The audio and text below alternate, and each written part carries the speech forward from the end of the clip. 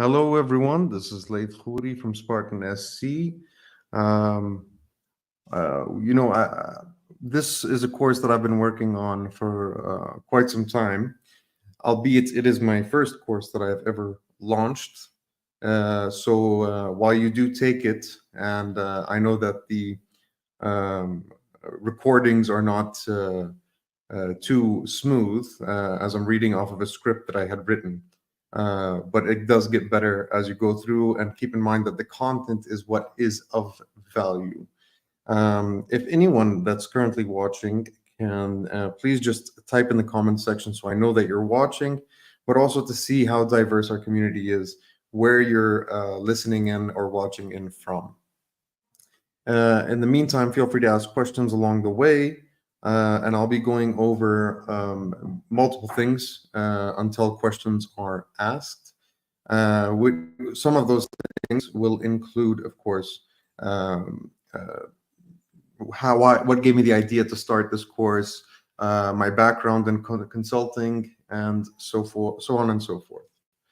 So just to go ahead and get started, uh, this is our website. And just so you know, I believe in a globalized business structure, regardless of the size of your business, whether you're a startup or you're a multinational. To me, everything is accessible, especially these days. We have lots of amazing services around the world and service providers around the world that can really help your business go global and really reach that high level of impact, leveraging multiple economies and multiple capital markets. Now, with that being said, and just once again, if you have questions, feel free to ask. There is no wrong question. And so the idea is, I had launched Spartan SC initially as a recruitment firm. And as a recruitment firm, we found many challenges, primarily with the industry standards and practices. We currently have changed the way we do recruitment in terms of commercial contracts and agreements, and that's primarily due to the risk versus benefit that we had seen due as a consequence of the the industry practices. Most of the industry practices in recruitment, they start off with guaranteeing a replacement within the probation period. They tend to be very aggressive on negotiations on every single detail in the contract between client and firm. So what we had decided to do was to not compete in recruitment. Now, it's not delisted, but the way we do it is different. We do not make exceptions unless we get guarantees on multiple things. And we found that the recruitment business was not as profitable as we thought it would have been, especially starting in a restrictive market per se. We also launched later on something which is a more sustainable service, both for us, for our clients, for our stakeholders, which is called Employer of Record. And as time went on, and we saw that this business, although its potential is smaller in terms of the size of each invoice, it's more sustainable, it's more predictable, and it's better for business models. And this is, in general, what I like to recommend to all of my clients in my consultancy, is that when you're designing your products or services, or even your apps or whatever it might be, that you design a service that is predictable growth. It is predictable income. And when that's the case, you know exactly how to increase expenses, how to manage your expenses, your costs, your overheads. We went through some challenging times until we were able to discover this. I had not previously worked as a third-party recruiter until I started my business. And it left a massive learning curve for me. And I'm glad to say that now we're here as a primarily employer of record, and we service up to 13 countries, via our own registrations and organization. We serve up to 2, and then we also have some global partners that have brought us up from 2 to 13. So now we cover 13 markets. We're looking to expand it as well, and it's been quite a journey. Now, the past customers that I have worked with, and it's important that you know who your instructor is in this course that we're going to be going over shortly. I've worked with financial technology industry companies. I've worked with Intel Corporation. I've worked with CPA firms in Washington, D.C. I've worked with, CML, which is a authorized service contractor for UPS. I have also worked with Silicon Valley, which is a venture capital firm. And I am glad to say that these companies are primarily the ones that helped build us to who we are today. And as you go down, we offer, like I was mentioning, we offer employer of record search and sourcing services. It's funny to say, you should give it a try. Once again, before I go any further, please, if you're listening, if you're watching, go ahead and write down in the comment section where you're listening from and any question that you might have. And this is important so I know that you're listening, and also that we can get some engagement going here, and it won't just be more, it'll be less of a monologue and more of a dialogue. And that's what I'm hoping for here today. Now, when we talk about the search and sourcing services, we do things primarily on a retainer basis. We valued our time more than we did on excessive service providing in terms of recruitment. So we focus on sourcing on the first 2 services. On the third, we offer executive search, but we do it based on a retained basis. We also have Leaders Talk, which is our CSR initiative, which is, for those who don't know, corporate social responsibility, where we bring very impressive industry leaders from around the world, whether they've written a book, whether they launched a business, whether they were the first business, let's say family business, to go from family to corporate governance successfully, which is a rare occasion. And it is we also talk about mental health quite a bit, especially mental health in the workplace. And it's a nice podcast. We're on Spotify, Amazon Podcast, and Apple Podcasts. So feel free to check them out. You can also listen to our episodes natively on our website. Here we have some testimonials and so on. We're operated by GMK Group of companies, which includes duty-free distribution, FMCG distribution, as well as medical and surgical distribution. We've been around since 1952. So although Spartan SC is a young business, it is part of a very old group of companies. So that kind of solidifies our sustainability in terms of long-term growth and partnerships.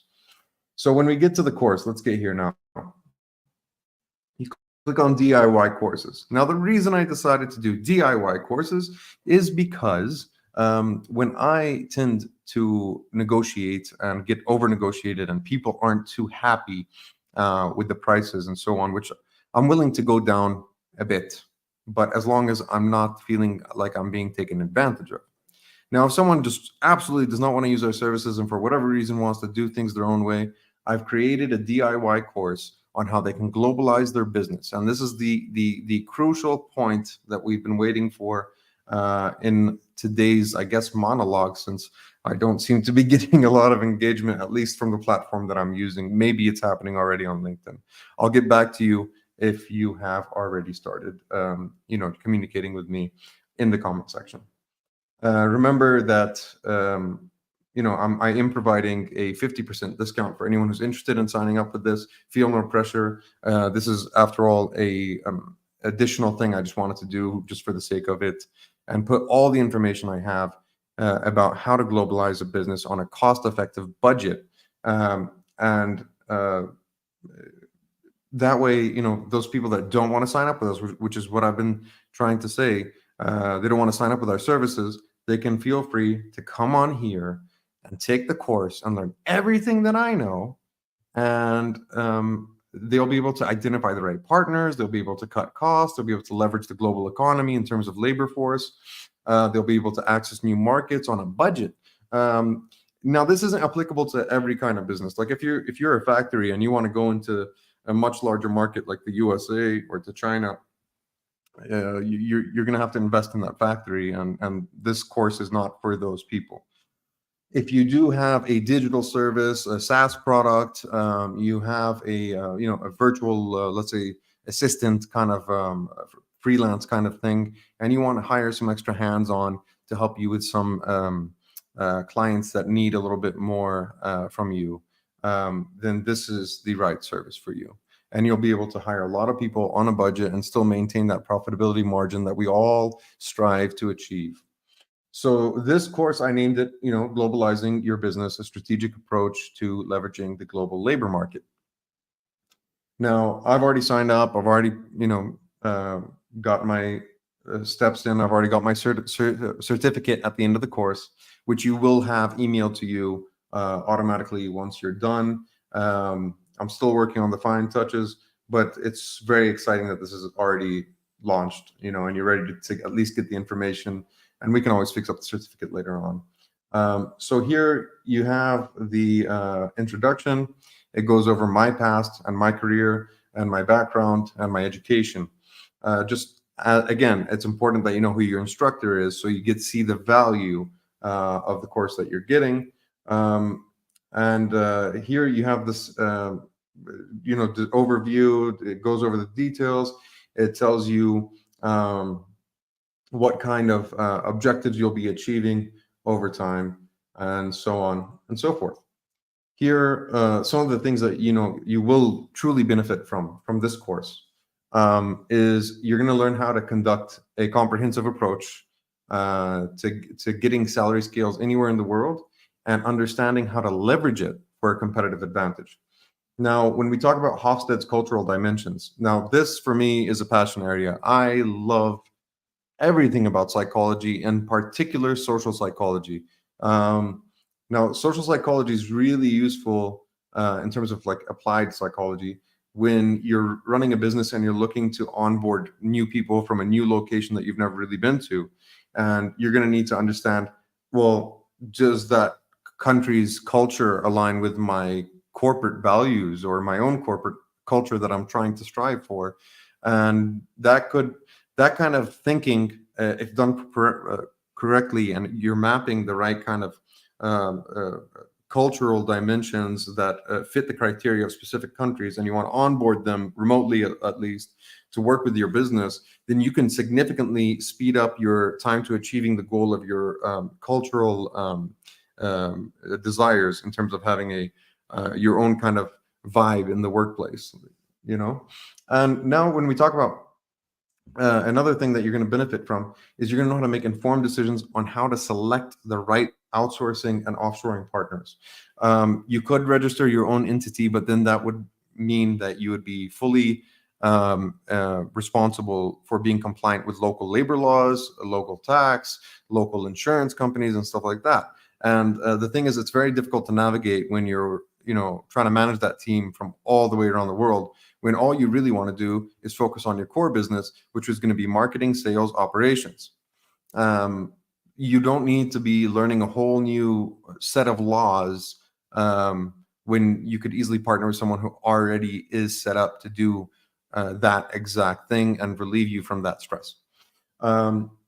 So you're also going to realize the full benefits of globalization, including significant overhead reduction and access to broader capital markets. Now, for example, if I'm based in Jordan, which, just for some perspective here, if I'm in the USA as a senior accountant and I'm making $60,000 a year, right, as a basic salary, not including deductions, in Jordan, I would be making probably around $12,000 to $13,000, or let's say $20,000. So you're talking about almost 1/3 to 1/4 of the cost of hiring locally. That's in terms of savings.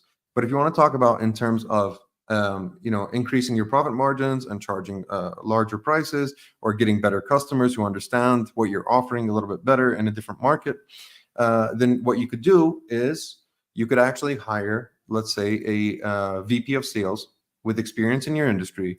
He already has a name in his local market, so he's a trusted name, and they will open doors for you in other markets.